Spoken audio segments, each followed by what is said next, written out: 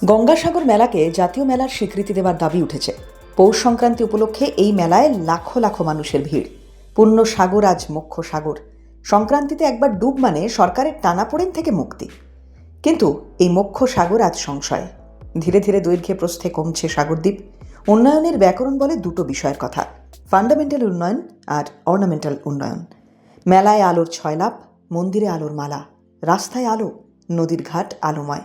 নেতা মন্ত্রীদের থাকার জন্য বিলাসবহুল ব্যবস্থা, তীর্থযাত্রীদের থাকার খাওয়ার জন্যও ব্যবস্থা রয়েছে। কিন্তু নদীর পাড়টি যে বিপদের মুখে। কপিলমুনি প্রাচীন মন্দিরটি অনেক আগেই সমুদ্র গর্ভে চলে গিয়েছে। নতুনটিও কি সেই পথেই চলেছে?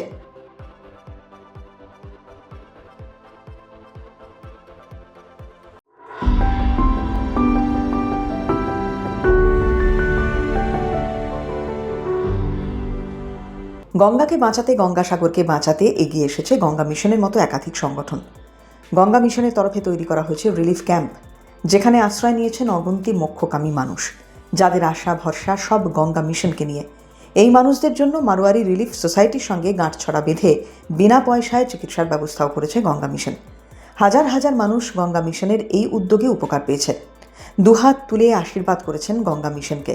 ব্যবস্থা করা হয়েছে দুবেলা বিনামূল্যে সুষম খাবার। এরই সঙ্গে সাগরকে বাঁচাতে, গঙ্গাসাগরকে বাঁচাতে সারা বছর প্রক্রিয়া চালাচ্ছে, আন্দোলন চালাচ্ছে এই সংস্থা। কারণ অপরিকল্পিত উন্নয়নের পাল্টা হিসেবে ফুঁসছে সাগর। ধীরে ধীরে গঙ্গাসাগরে বিঘের পর বিঘে জমি গ্রাস করছে পয়নিধি। সমস্যা নতুন নয়, স্থায়ী সমাধানের রাস্তা খোঁজা হয়নি কখনো। কপিলমুনির আশ্রমের সোজাসুজি 2 নম্বর স্নানঘাটের অনেকাংশই বিপদে। 3 নম্বরের অবস্থাও তথৈবচ। শাল খুঁটি আর বালির বাঁধ দিয়ে সাগরের সঙ্গে অসম যুদ্ধ চলছে বটে, কিন্তু সেটুকু দিয়ে কি সাগরকে ঠেকানো যায়? পাতার পর পাতা হিসেব নিকেশ চললেও প্রকৃত কাজ শুরু করা যায়নি।